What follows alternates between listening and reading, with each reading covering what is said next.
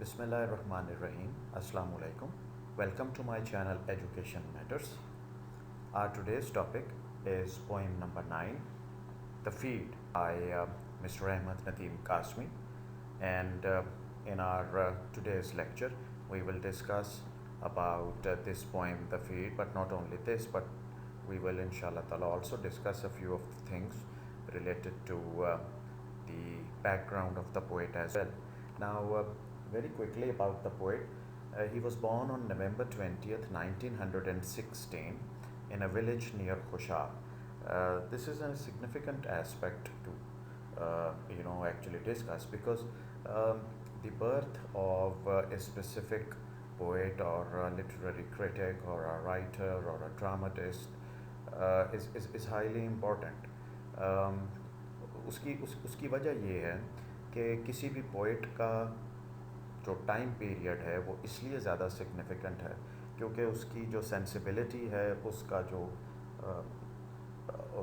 जो mind set है, जो उसका एटीट्यूड और जो लिखने का स्टाइल है, वो उसकी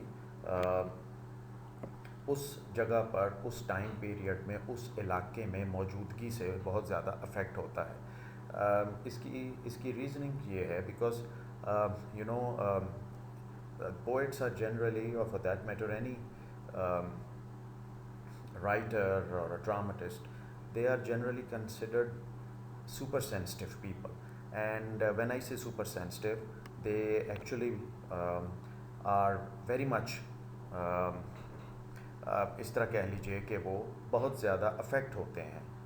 किस चीज़ से अफेक्ट होते हैं? अपने उस टाइम पीरियड से, अपने उस ईरा से जिसमें वो रह रहे होते हैं. Now, when I say that the time period of Mr. Ahmad Nadeem Qasmi is important, तो उसका मतलब ये है कि November 20th, 1916 उनकी डेट ऑफ बर्थ है. 1916 में अगर उनकी पैदाइश है तो the first thing that comes to our mind is कि कौन से ऐसे हालात थे उस ज़माने के हिस्टोरिकली जो कि उस वक्त जो है वो ज़हूर पजीर हुए. 1916 के इंतहाई करीब का जो टाइम है वो फर्स्ट वर्ल्ड वॉर का है, जो कि 1913 से 1919 तक तकरीबन जो है उसका टाइम पीरियड है. इसी तरह उसके फ़ौरन बाद 1939 से 1945 तक का जो टाइम पीरियड है वो सेकेंड वर्ल्ड वॉर का है. अब जैसे कि मैंने कुछ अपने इंट्रो में भी बताया, ये याद रखने की ज़रूरत ये है कि इस टाइम पीरियड के जो लोग थे, and of course when we say about Ahmad Nadeem Qasmi, he was not the only one. Of course, the other personalities of that era, all the poets, irrespective of their, the language in which they did their writings, that is absolutely irrespective of that. Most of the time, whatever they thought was about, and of course the fact that they did see a lot of destruction and the death, the decay, the mental corruption, the soul, they all thought about it. और उसकी वजह से उनका जो लिखने का अंदाज़ है वो मुतासिर हुआ.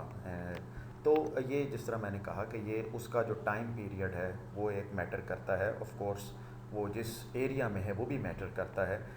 तो 1916 की अगर हम बात कर रहे हैं तो जहन में रखने की ज़रूरत है कि of course at that point in time India and Pakistan generally known as the subcontinent. तो सब कॉन्टिनेंट जो है वो अभी उसमें उस वक्त तक पार्टीशन नहीं हुई थी. 1947 से पहले की बात है. So all these factors are they lead towards a certain set of thinking of those poets and the people living in those times, the poets, writers, सब. तो ये सब जो हैं वो एक मैटर करता है. इसको हम आगे अपनी पोइम के अंदर भी अप्लाई करेंगे. कहाँ पे? ऑफ कोर्स जब हम आगे बढ़ते हैं तो उसके बारे में बात करते हैं. सेकंड पॉइंट आप देखिए, his real name was Ahmad Shah Awan and pen name was Nadeem. तो जैसा कि कहा भी जाता है, pen name of course Urdu में इसको हम उनका कलमी नाम जो है वो कहते हैं. सो ये पोइट्स जो हैं वो अपना कुछ जो हैं वो कलमी नाम या तखल्लुस भी जो है वो रख लिया करते थे. And his name was Nadeem. His real name was Ahmad Shah Awan and pen name was Nadeem. Okay, moving forward, third point, He was a very active member of the progressive writers movement and hence was arrested many times during 1950s and 70s. Now, you might just simply ask what progressive writers movement was. Progressive writers movement was a movement which is considered second to Sir Syed Ahmad Khan's movement, जिसमें के progressive writers का जो style है, जो एक desire है, जैसे sir Syed Ahmad Khan की थी, तो इन लोगों का एक स्टाइल था, डिज़ायर थी, that all the people, most specifically the Muslims of the subcontinent, should wake up from their deep slumber. And even later on, because of their thought and because of the style in which they wrote, Mr. Ahmad Nadeem Qasmi and of course others as well, they kept getting arrested many times during 1950s up until 1970s. तो कई दफ़ा इनको arrest किया गया इस time period में अपनी उन राइटिंग्स की वजह से, वो जो उन्होंने पोइट्री में या ड्रामा में लिखी. Third, he was a poet, a journalist, a literary critic, a dramatist and a short story writer. So he was almost everything, as you can understand and see. कि वो पोइट भी थे, journalist भी थे, literary critic भी थे, dramatist भी थे, शॉर्ट स्टोरी राइटर से and what not. So you look at it and he is done everything. A multi faceted personality, a multi talented personality. तो वो poet, journalist, literary critic, dramatist, short story writer सब कुछ थे. Then the next point is he was the mentor of another famous Urdu poetess, Parveen Shaki. So now let's discuss the poem itself. Holding a grain of millet in her beak, the mother sparrow has come to feed. A grain of millet, of course, a grain means a seed. A millet means a grain of a cereal. Urdu में इसको हम बाजरा कहते हैं.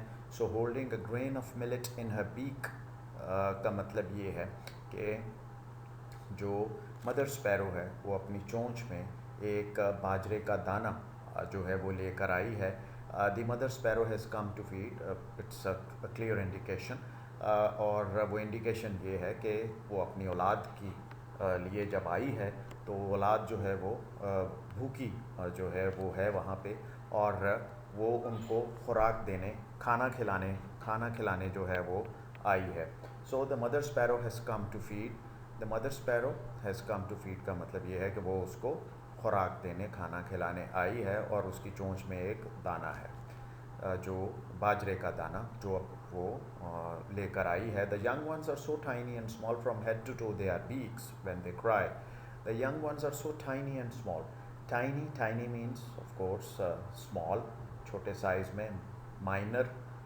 सो tiny and small. So the young ones are so tiny and small, कि वो जो उसके बच्चे हैं वो इतने छोटे हैं. अभी कितने छोटे हैं? From head to toe they are beaks. So this is a metaphor which has been applied here. और वो इस तरह से कि from head to toe they are beaks when they cry, यानी कहने का मतलब ये है कि the young ones are so tiny and small, कि दूर से देखने पर वो बच्चे जो चिड़िया के हैं वो इतने छोटे लगते हैं कि जब वो चिल्ला रहे होते हैं तो वो सिर्फ दूर से किसी देखने वाले को उनकी चोंच ही नज़र आती है. चोंच इसलिए नज़र आती है क्योंकि वो अब उनकी जो बाकी बॉडी है उसके मुकाबले में चोंच को इतनी ज़्यादा ऊंचा और उन्होंने देर तक खोल के रखा है. भूख की शिद्दत की वजह से वो बिलबिला रहे हैं. So the young ones are so tiny and small from head to toe they are beaks when they cry. जब वो रोते हैं तो वो दूर से देखने वाले को नज़ारा ये है कि वो सिर्फ़ और सिर्फ चोंच ही दिखाई देती है. और ये कॉमन ऑब्जर्वेशन है, हम देखते हैं कि जो ये स्पीशीज़ हैं, ये जो जानवर हैं, ये जो परिंदे हैं, ये अपने घोंसले में अपने बच्चों को इसी तरह से खाना जो है वो खिलाते हैं. और भूख की शिद्दत से जब बच्चे बिलबिलाते हैं तो वो उनके लिए खुराक का, खाने पीने का बंदोबस्त करते हैं. तो from head to toe they are beaks when they cry, one grain to be fed to the 10 young ones. और वो एक दाना जो है वो उसने 10 बच्चों को खिलाना है. ऑफ कोर्स उसका मतलब ये है कि एक ही दाने को उसने अपने 10 बच्चों में तकसीम करना है, which is of course A difficult task, because a mother, you know, for a mother, every offspring, every child is equal, and it becomes difficult to provide any special preference to any one of your offspring. तो ये मुश्किल एक काम है, उसके लिए decision है। बहरहाल वो मदर स्पैरो जो है वो लेकर आई है। सो फर्स्ट स्टैंजा में जो थीम है, अगर हम उसको देखें, जो मेन आइडिया है, जो कॉन्सेप्ट है, वो एक love of a mother for her offspring जो है, वो एक माँ की ममता जो है, जिसको हम कहते हैं, वो दिखाई देती है। Then moving forward, to whom the mother sparrow should feed. So the question is, the second stanza starts with this question: to whom the mother sparrow should feed. We just discussed that there is no special preference that could be possibly given to any of the young ones. So to whom the mother sparrow should feed, वो question ये है कि किसको पहले खाना खिलाएगी, किसको पहले दाना देगी। Second verse is conjoining beak with beak. Conjoining means join, किसी चीज़ को जोड़ना, चोंच का जोड़ना। और ये भी कॉमन ऑब्जर्वेशन है, we must have seen, you must have seen that this is how the birds, that's exactly how they feed their young ones. वो चोंच के साथ चोंच मिला के उनको दाना जो है वो खिलाते हैं। सो conjoining beak with beak, with whom should she solace? So another question. Second question in the third verse of the second stanza. So पहला question, to whom the mother sparrow should feed, and now with whom should she solace. Solace का मतलब है comfort provide करना। So वो ये comfort जो है वो provide करने की बात हो रही है। तो वो question ये है कि with whom should she solace, किसको पहले वो दाना खिलाएगी, किसको पहले वो comfort देगी। चूँकि जब वो आई है तो वो 10 बच्चे हैं और वो 10 के 10 चिल्ला रहे हैं, रो रहे हैं भूख की शिद्दत से, तो वो किसको पहले चुप करवाए। Fissuring the atom, you have learned to weep and wail in a loud tone.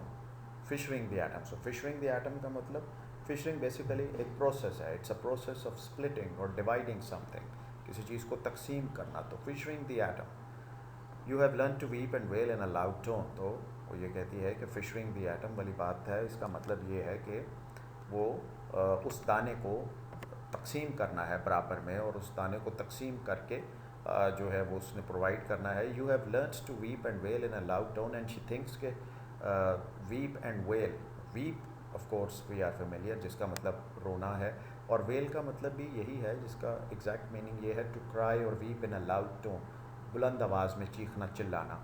So you have learn to weep and wail in a loud tone. So वो ये कहती है कि तुमने ऊंची आवाज़ में रोना और चिल्लाना जो है वो शुरू कर दिया है।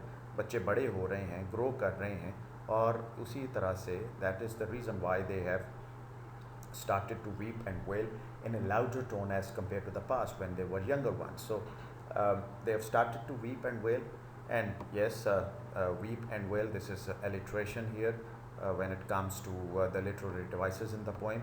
So weep and wail, WW, this is alliteration. So you have learned to weep and wail in a loud tone, तुमने ऊंची आवाज़ में रोना चीखना चिल्लाना सीख लिया है। वो कहती है splitting the grain, you have learned to set life on foot.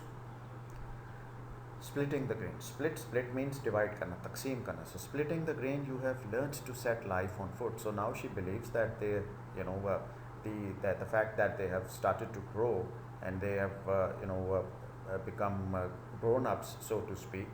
But you have learned to set life on foot. कि तुम set life on foot, set life on foot का मतलब है कि तुमने अब अपनी ज़िंदगी में आगे बढ़ना है। जैसे कि कॉमन जो है वो फिनोमिनन है, एक ऑब्जर्वेशन है कि जैसे इन स्पीशीज़ के, एनिमल्स के, बर्ड्स के, एक ख़ास वक्त के बाद ये सब अपने वालिदैन से जुदा हो जाते हैं और अपनी ज़िंदगी में आगे बढ़ते हैं। So the mother sparrow is in a thinking mode as well here. She feels that they have learn to set on foot, life on foot, कि वो अब लाइफ ऑन फुट जो है वो अपनी ज़िंदगी की तरफ आगे बढ़ रहे हैं। And then she questions, could you split the grain? So now she's actually worried as well. She feels that they have become mature apparently, but are they mature and good enough to actually face the problems and the realities and the harsh, bitter realities of life as well? Could you split the grain? Meaning thereby, वो ये सोचती है कि क्या तुम वैसे ही division कर सकते हो मुनसिफाना अंदाज में जैसे मैं किया करती थी जब मेरे बच्चे थे। So could you split the grain? Are you good enough? Are you mature enough to split the grain exactly the way I did? एक मुनसिफाना अंदाज में क्या तुम कर सकते हो 1 grain to be fed to the 10 young ones. तो एक ग्रेन को 10 तकसीम करना है. तो क्या तुम ये काम कर पाओगे? क्या तुम्हारे अंदर ये कैपेबिलिटी, ये एबिलिटी है? Can you do that? Can you face the reality? So this is what she asks. So again, the last line, the last verse of the first stanza, and the last verse again of the second and the last stanza, they are the same.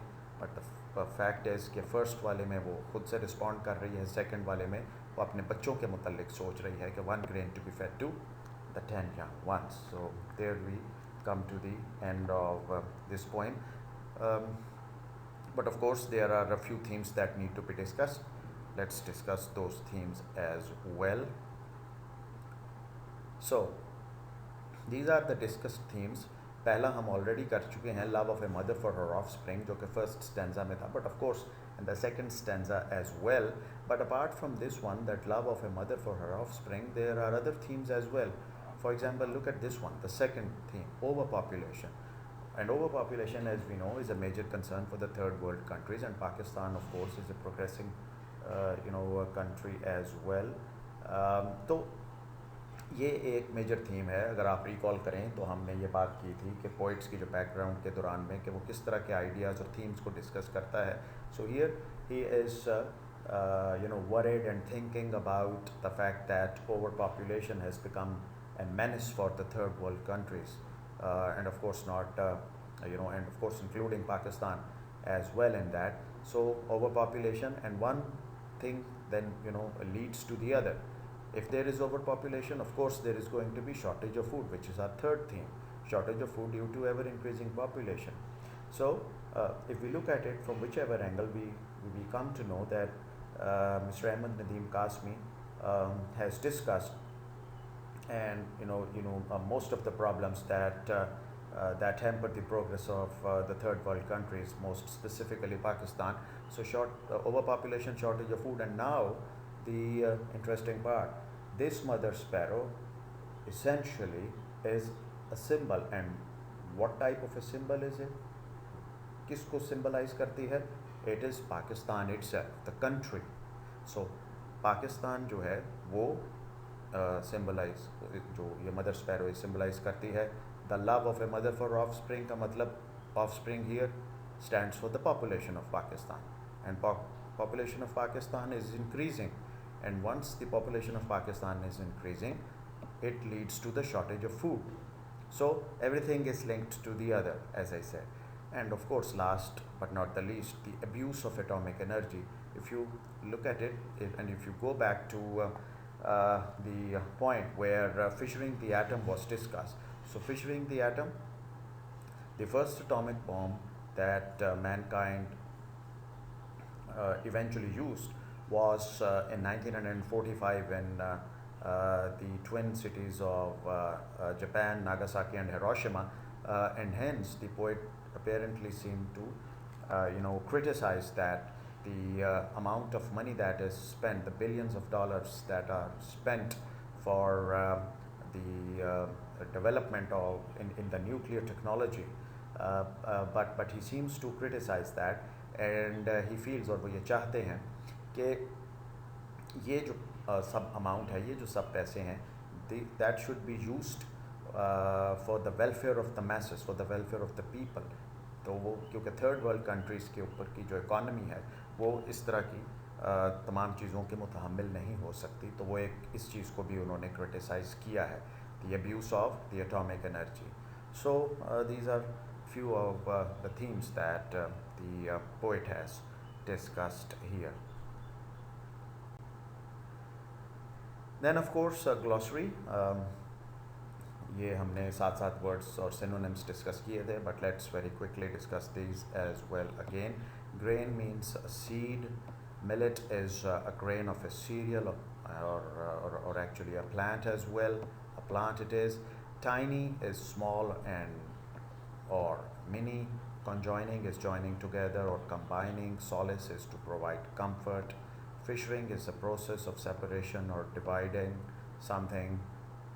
Then wail means to weep and cry in a loud tone, and split is to divide. So these are a few of the difficult words and their synonyms. Then of course the important questions. The first question is, what message does the poet convey in the poem? And the first thing is कि हमने ये तमाम जो themes अभी recently discuss किए, the love of a mother, the shortage of food, the ever increasing population, the atomic energy, all need to be discussed here. Quite an amalgam here actually, but still it has to be, all these themes need to be written to make this a comprehensive answer. तो ये what message does the poet convey in the poem के अंदर इन चारों themes को जो भी हमने discuss किए वो हम लिखेंगे. एक जनरल क्वेश्चन जो अक्सर पूछा जाता है जो पेपर पैटर्न के अंदर है, उसका जो टाइम मैनेजमेंट है, of course I will discuss in a separate video those, I try to address those issues as well. लेकिन very quickly किसी भी आंसर का जो है वो अराउंड 4 to 5 लाइन्स होने चाहिए, अबाउट 40 to 50 वर्ड्स का आंसर होना चाहिए. एक अच्छा आंसर जो है वो यही है, तभी जो इसके मार्क्स हैं आप वो फुल जो हैं वो ऑब्टेन कर सकते हैं. So what message does the poet, ये क्वेश्चन हो गया. Then what does the mother sparrow hold in her beak. This is a very easy question, an easier question as compared to the first question. And of course the answer is that she was holding a grain of millet. तो उसने अपने चोंच में जो है वो ये एक बाजरे का दाना जिसको हम कहते हैं उर्दू में, बार बार हमने जिक्र किया, वो उसने अपनी चोंच में रखा हुआ है. उसकी वजह यही है कि वो उसको खिलाने के लिए आई है. What does the line fishing the atom mean? ये भी हमने डिस्कस किया. फिशरिंग द एटम का मतलब यही है कि जो एटॉमिक एनर्जी का मिसयूज़ है, जो उसकी एक प्रोसेसिंग है जिसके ऊपर टाइम एंड टाइम अगेन जो है वो डिस्कशंस होती हैं, और the lot of money is being spent on it. That is what the poet does not like, and he seems to criticize that. और वो हम इसके अंदर रिस्पॉन्ड करेंगे आंसर में. And then the last question is explain the last 3 verses of the poem. So वो वही है कि जिसमें कि वो you have learned to set life on foot वाली बात, और ये कि वो डिस्कस हम उसमें ये करेंगे कि मदर स्पैरो का ये ख्याल है कि ये सब के सब जो बच्चे जो उसके बड़े हो रहे हैं, क्या उनमें इतनी मेच्योरिटी, इतनी कैपेबिलिटी, इतनी एबिलिटी आ गई है कि वो इन सब मुश्किलात को फेस कर सकें, और जिस तरह वो करती रही है एक मुनसिफाना अंदाज में, तो उसको क्या ये जो मेरी औलाद है, क्या ये भी इसी तरीके से इन तमाम चीज़ों को मुनसिफाना अंदाज में जो है वो चला सकेगी. So these were a few of the important questions.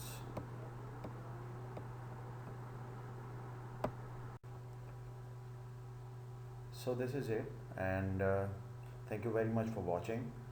For more educational videos, you can always like and subscribe to my channel by pressing the bell icon, and inshallah ta'ala we will continue with the next topics as well as we move along. Until then, it is goodbye.